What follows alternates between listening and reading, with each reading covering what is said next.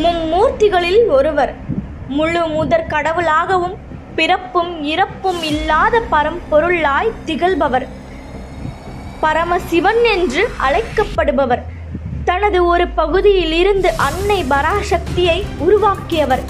இருவரும் இணைந்து ஆனந்த தாண்டவமாடி அண்ட சராசரங்களை உருவாக்கியவர்கள். தனது உடுக்கையில் இருந்து படைத்தல், காத்தல், அழித்தல், மறைத்தல், அருளல் என்னும் 5 பணிகளுக்கும் அடிப்படையான ஓம் என்ற பிரணவ மந்திரத்தை உருவாக்கியவர். பார்வதியின் மூத்தவளான கங்கையை ஜடாமுடியில் தாங்கியவர். பார்க்கடலை கடையும் பொழுது வாசுகி பாம்பு கக்கிய ஆழ காலத்தினை உண்டு அதன் மூலம் நீலகண்டர் என்று பெயரை பெற்றவர். அருவம், அருவுருவம், உருவம் என்று 3 வடிவங்களில் வடிவமெடுத்தவர். 64 வடிவங்கள் ஆகமங்களில் விளக்கப்பட்டுள்ளது. அட்டமா சித்திகளை பெற்றும் இடுகாட்டில் வாழக்கூடியவர். நெற்றிக்கண் திறப்பினும் குற்றம் குற்றமே என்று சொல்லிய நக்கீரரை முக்தி அடைய செய்தவர். கருணாமூர்த்தியாக திகழ்பவர். இப்பேற்பட்ட சிவனையும் சிவ ஆலயங்களையும் பற்றி தான் நாம இந்த வீடியோல பார்க்க போறோம். மறக்காம எங்க சேனலை சப்ஸ்கிரைப் பண்ணிட்டு இந்த வீடியோவை ஸ்கிப் பண்ணாம பாருங்க. இந்துவாக பிறந்த ஒவ்வொருவரும் தனது வாழ்நாள்ல ஒரு முறையாவது கண்டிப்பாக செல்ல வேண்டிய கோவில்கள் அப்படின்னு இந்தியாவில் பல கோவில்கள் இருக்கு. காசி, ராமேஸ்வரம், பத்ரிநாத், கேதார்நாத் அப்படின்னு பல புனித தலங்கள் கொண்ட புண்ணிய பூமியாக இந்தியா திகழ்ந்துட்டு வருது. இதே மாதிரி தமிழகத்தில் அமைந்துள்ள பல புகழ்பெற்ற கோவில்கள் அறிவியல் மற்றும் ஆன்மீகம் இரண்டும் கலந்ததாக அமைஞ்சிருக்கு. அப்படி ஆச்சரியத்தை தரும் அழகில் அனைவரையும் ஈர்க்கும் வகையில் அமைக்கப்பட்டுள்ள தமிழகத்தில் அமைந்துள்ள முக்கியமான 12 சிவ ஆலயங்கள் பற்றி தான் இந்த வீடியோல பார்க்க போறோம். ஒவ்வொரு கோயிலும் ஒவ்வொரு வகையில சிறப்பு பெற்று உலக அமைப்புகளாலேயே பாரம்பரிய தலங்களாக அறிவிக்கப்பட்டது. புகழ்பெற்ற சிவ ஆலயங்கள், தனித்துவமான சிவ ஆலயங்கள், பாடல் பெற்ற தலங்கள் என பல தலங்கள் இந்தியாவின் பல பகுதிகளில் மட்டுமல்லாம தமிழகத்திலும் இருக்கு. இந்தியாவில் மட்டுமின்றி உலகின் பல பகுதிகளிலும் பலரையும் ஆச்சரியப்பட வைக்கும் வகையில் பழமையான சிவலிங்கங்கள் கண்டுபிடிக்கப்பட்டு வருது. மனித அறிவுக்கு எட்டாத பல ஆச்சரியங்களை கொண்ட சிவ ஆலயங்களும் நவீன அறிவியலுக்கே சவால் விடும் வகையில் பல அற்புதங்களை கொண்ட சிவ ஆலயங்களும் தமிழகத்தில் நிறைய உள்ளன. அப்படி தமிழகத்தில் அமைந்துள்ள தனித்துவமான அதே சமயத்துல சக்தி வாய்ந்ததாகவும் புகழ் பெற்றதாகவும் உள்ள சிவ ஆலயங்களில் அனைவரும் அவசியம் தரிசிக்க வேண்டிய மிகவும் முக்கியமான 12 சிவ ஆலயங்களை பற்றி பார்க்கலாம்.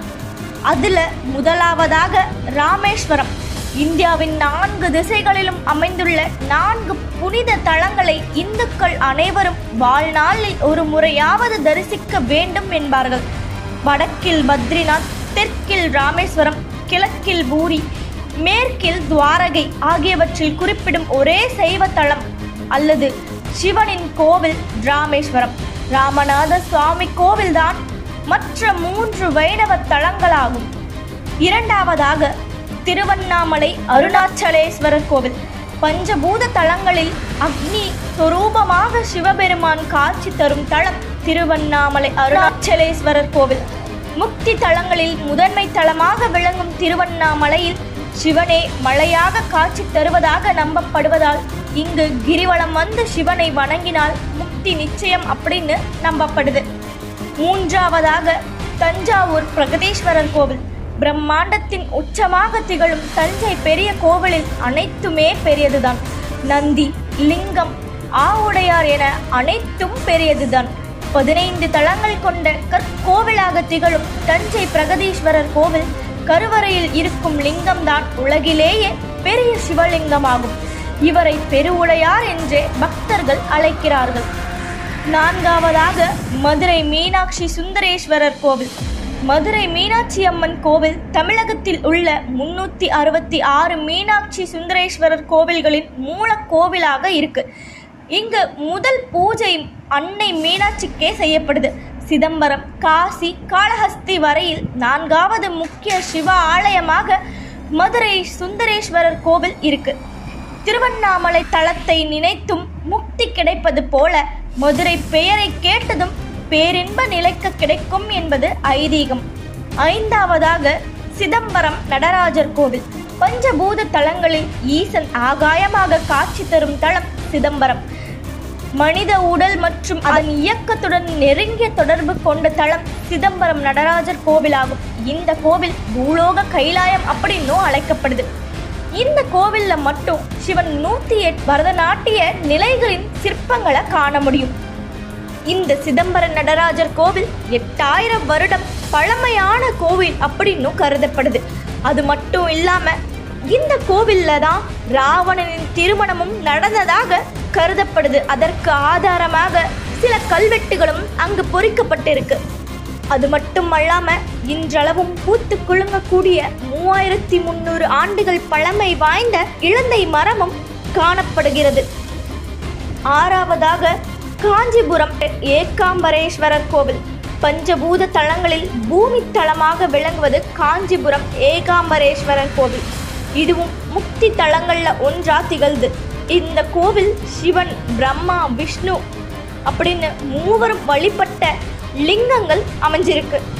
7வதாக காஞ்சிபுரம் கைலாசநாதர் கோவில். தமிழகத்தில் உள்ள முக்கியமான கற்கோவில்கள்ல காஞ்சிபுரம் கைலாசநாதர் கோவிலும் ஒன்று. காஞ்சிபுரத்தில் உள்ள மிக பழமையான கோவில்களில் இதுவும் ஒன்று. கருவறையில் உள்ள மூலவர் 16 பட்டைகளுடன் லிங்க திருமேனியாக காட்சி தருகிறார். இவரை தரையில் படுத்தபடி ஊர்ந்து சென்று மட்டுமே தரிசிக்க முடியும். மிகவும் குறுகலான திருச்சுற்று சுவர்களை சுற்றி வந்து வழிபட்டால் மறுபிறவி கிடையாது அப்படின்றது ஐதீகம். 8வதாக மயிலாப்பூர் கபாலீஸ்வரர் கோவில்.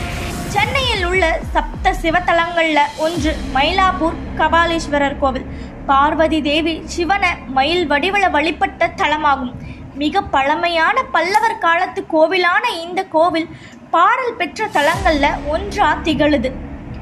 அடுத்து 9வதாக பாபநாசம் ராமலிங்க சுவாமி கோவில். கும்பகோணத்துல 108 சிவலிங்கங்களை கொண்ட தலம் இந்த பாபநாசம் ராமலிங்க சுவாமி கோவில் ஆகும். இந்த கோவில் ஸ்ரீராமரால கட்டப்பட்ட தலம் அப்படின்னு சொல்றாங்க. இங்கு உள்ள 107 சிவலிங்கங்களை ஸ்ரீராமர் பிரதிஷ்டை செய்ததாகவும் மற்றொரு லிங்கத்தை ஆஞ்சநேயர் காசியில் இருந்து கொண்டு வந்ததாகவும் சொல்லப்படுது. இங்கு உள்ள மூலவர் ராமலிங்க சுவாமி என்றும் அனுமன் கொண்டு வந்த லிங்கம் அனுமந்த லிங்கம் அப்படின்னும் அழைக்கப்படுது. 10வதாக மகாபலிபுரம் அல்லது மாமல்லபுரம் கடற்கரை கோவில். தமிழ்நாட்டில் முதலில் கட்டப்பட்ட கட்டுமான கோவிலாகும். 45 அடி உயரம் கொண்ட இந்த கோவில் சோமஸ்கந்தர் லிங்க ரூபமாகவும் பெருமாள் ஜலசயன கோலத்திலும் காட்சி தருகின்றனர். கருங்கற்களை கொண்டு கட்டப்பட்டுள்ள இந்த கோவில் யுனெஸ்கோ நிறுவனத்தில் உலக பாரம்பரிய தலங்களில் ஒன்றா அறிவிக்கப்பட்டிருக்கு. அடுத்தபடியா 11வது கோயிலா கங்கை கொண்ட சோழபுரம். ராஜராஜ சோழனின் மகனான ராஜேந்திர சோழனால கட்டப்பட்ட கோவில் கங்கை கொண்ட சோழபுரம் ஆகும். தஞ்சையில் உள்ள பிரகதீஸ்வரர் கோவிலுக்கு இணையாக கட்டப்பட்டது இந்த கோவில். இதை ஐக்கிய நாடுகள் சபை உலக பாரம்பரிய சின்னமா அறிவிச்சிருக்கு. இங்குள்ள சிவனுக்கு கங்கை கொண்ட சோழீஸ்வரர் அப்படின்னும் பிரகதீஸ்வரர் அப்படின்னும் பல பெயர்கள் இருக்கு. 12வதாக திருச்சி ஜம்புகீஸ்வரர் கோவில். இதுவும் பஞ்சபூத தலங்கள்ல ஒன்றா விளங்கக்கூடியது. இங்கு சிவபெருமான் தண்ணீரின் வடிவில் காட்சி அளிக்கிறார். திருவானைக்காவல் என அழைக்கப்படும் இந்த தலம் அப்பு தலம் என்றும் வடமொழியில் அழைக்கப்படுது. இங்குள்ள சிவலிங்கம் தரை மட்டத்திற்கு கீழ் உள்ளதால் எப்போதும் நீர்க்கசிவு இருந்து கொண்டே இருக்கும். காவிரி நதி வறண்டிருக்கும் போதும் இங்கு நீர் வற்றுவதில்லை அப்படின்னு சொல்லப்படுது. ராமேஸ்வரம், காசி, பத்ரிநாத், கேதார்நாத் போன்ற சிவ ஆலயங்களை தாண்டி தமிழ்நாட்டிலும் சக்தி வாய்ந்த சிவ ஆலயங்கள் இருப்பதை இந்த வீடியோ மூலம் தெரிஞ்சுக்கிட்டோம். இந்த வீடியோ உங்களுக்கு பிடிச்சிருந்தா மறக்காம எங்க சேனலை சப்ஸ்கிரைப் பண்ணுங்க. அப்போதான் நாங்கள் போடுற ஆன்மீக தகவல்கள் உங்களுக்கு நோட்டிஃபிகேஷனாக வரும். இந்த வீடியோ பற்றின உங்களுடைய கருத்துக்களை கமெண்ட்டில் சொல்லுங்கள்.